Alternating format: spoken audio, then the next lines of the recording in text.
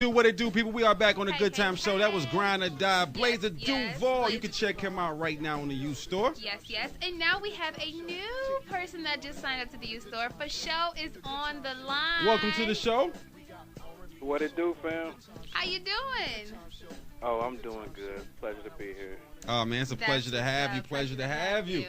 For show is in the building. Now I have a habit of saying your name twice. Like I feel like it needs more to it. Like I just like it's so short. I just like for show.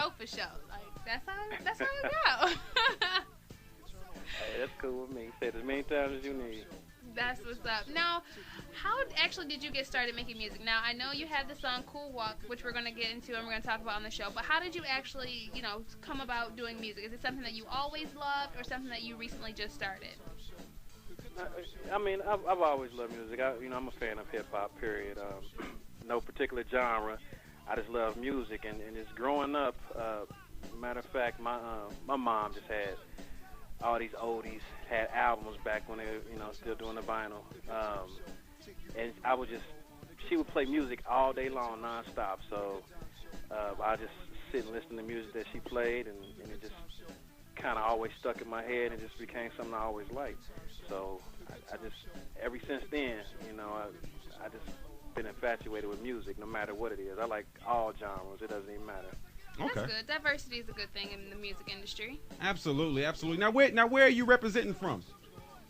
I'm born and raised in New York. I'm born in New York, raised in Cincinnati. Originally from Long Island, New York.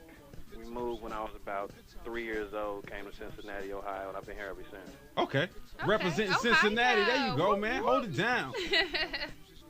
Do you feel like you always have to, still show some love to New York? Oh, always. Most of my family's still in New York.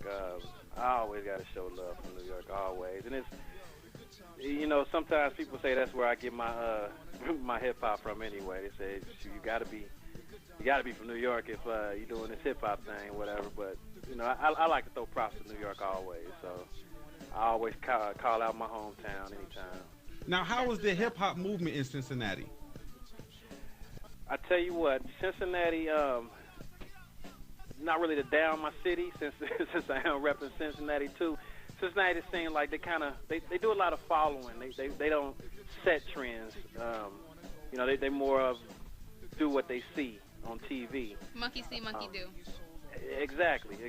So, it's as far as that, it's okay. I mean, it's trendy. I tell you that much, but it's not too much originality here.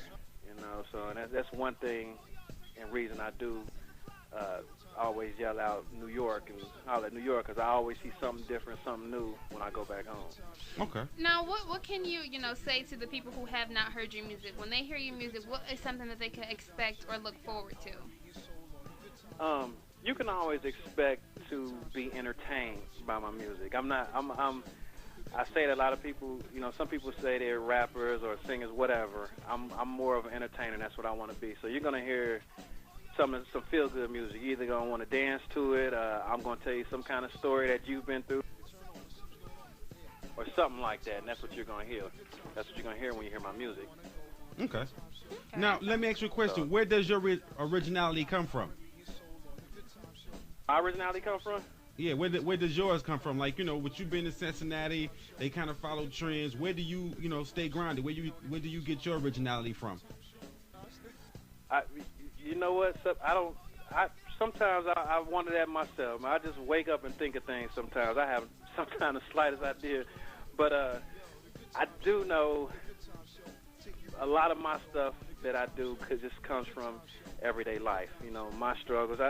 Of course, most rappers, I don't even gonna say rappers, most African Americans, especially males, have some kind of story of struggling or something like that. I've lived through all that too. We were poor when I was a little kid, but I think just my everyday life experiences, it makes me who I am, and it comes out of my music, and that's where my originality comes from. Okay. All right. That's good to hear. At least you tell stories. That's good. Now, with the new single, Cool Walk, how did that actually come about? Cool Walk was actually it's funny you asked that. When I growing up, out to clubs, when I would go out to clubs, I was never much of a dancer. So, you know, I'd be one of them cats walking around the club the whole time with a drink in his hand. You just do the little two-step? The little two-step, yeah, side to side. That's it. That's all you get from me is a nice little two-step. I stay in my lane. So, but because of that, I actually was in the club once and just walking around, and the girl had just told me I had a sexy walk one day. So I'm like, a sexy walk? How does a guy have a sexy walk? I'm like, whatever. So I remember just being in the mirror trying to just look at myself walking and figuring out. So I'm like, whatever. So I'm like, I'm gonna try this walk thing. And I used to actually walk around and try to be as cool as I could, walking around in the club. And I just remembered that, and I'm like, man, I was just stepping one day while I was rapping. I was actually two-stepping in the studio while I was recording a verse. And I'm like, I'm about to make a little dance out of this. So I was just thinking about that, and I made a song about it, like, it's in the club for the cats that don't really dance and get down like that. Do this little two-step that anybody can do. That is funny. And that's where that came from. Dig that. Now, before we went live, you was telling me that Cool Walk actually will not be on the mixtape that you're working on, that you're going to drop shortly. Right. It's going to be on the EP that you're dropping at the end of summer. Correct. Now, what made you not put Cool Walk on the mixtape? Well, my producers and myself, we thought this was a big enough record that this could actually be on a studio album. You know, the mixtape is going to be available for free download for everybody. And they just thought this was a big enough record to really get my to really get my EP pushed and something that can actually make some money off of. They just thought it was bigger than a mixtape. So, and you know, after listening to it for a while, you know, I agreed with them and we said, hey, you know what, let's make this part of the actual EP that's coming out. Okay. Now, what can people expect from the mixtape that's coming out first? I tell you what, my studio album that's coming out is more, is geared more towards a female audience, but then it's also maybe PG-13. This mixtape is probably rated R. It might be rated X. I don't know. Rated X. Oh, Lord. But, yeah, I just get to really get out there, say what I want to say, and you know, show people that, you know, I understand what my roots are, but I'm also a businessman at the end of the day, and I know what type of music needs to be in the studio and out there for the public, and what, you know, just things I can say, things I can't say, and what's going to make money. So, you know, I'm going to release things that show people that I still am, I guess what they call down, real, whatever you want to call it. So, you know, I got my underground stuff in my mixtapes that's going to come out. But then when it's time to get down to it and make money, you know, I'm going to release the right stuff, and that's what the EP is for. That's dope. I like that. I like that, now, man. Now, do you have titles for the mixtape or the EP? EP is called For Showtime. For Showtime, okay. Now, where you get the name from? What made you go with For Show? Man, I've been rapping for a while, and I probably went through I don't know how many names. And one day I was just sitting trying to figure out what the heck am I doing this for. And I figured, you know, saying, you know, I'm doing this. It was like I'm doing this for Showtime, for the show. You know, I like to entertain, and it just came to me one day, For Show. Like, that's what it's gonna be. That's the name, For Show. And the same thing with the EP. You know, it's my first studio album. I'm like, what am I gonna drop? What is this? Well, how can I explain myself? And it's For Showtime. It's my time. It's my time to shine. Let's get it on. Well, you shine, do the cool walk. Now, you know I got to mess with you because you said you've been rapping for a while, right? Now, I got to mess with you. What was the worst rap name you came up with? Uh-oh. The worst rap name? Oh, man. Probably D Money. Spelled D-M-O-N-E-E. It's probably just, I don't know what the heck that was. D Money? That's not that bad. D Money? That's not too bad. I don't know. That's what I've been. I was Playboy D before D Money. Playboy D? Playboy D. Now that one. Wow. You went back to the early, like 99, 2000. Yeah, that's way back. That was way back in the day. I even got something I can't get rid of. My very first tattoo. I had a Playboy bunny on my arm. Oh. No, you don't. No. Yes, I do. But he could still work that out though. You know, like when You the girl can. asks about it, he could be like, nah, you know, it's just, you know, Playboy bunny. I'm like the Energizer bunny. I keep going and going. Gotta switch up the story. Now, okay, now I have to ask, what was the first rap that you actually first wrote? Like even if you were in middle school, you know how kids be in middle school, they be battling, be rapping about backpacks and pencils. First rap I wrote was a rap. I don't remember what it was called, but it was a rap dissing this girl that wouldn't talk to me when I was in school. Wow. And I just, let me tell you how it was. Oh man, I had just graduated, and she just wouldn't give me no holler. So I wrote a whole song just talking about her, knowing I was infatuated with her. But I tore her up in the rap too. Do you remember one verse of it? Do I remember what? A verse of it. Nah, I can't. All I remember is I said something about smashing her sister, which was a lie. I said something. That's all I remember. Oh.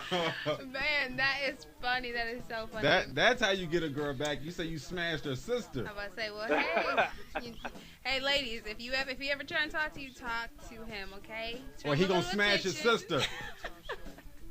See, that's the bad thing about girls messing with entertainers, especially a rapper. I can tell the whole world what I want to tell them. Absolutely, that's how true. you do it. It's working for Ray J with the "I Hit It First" song. Oh yeah, see.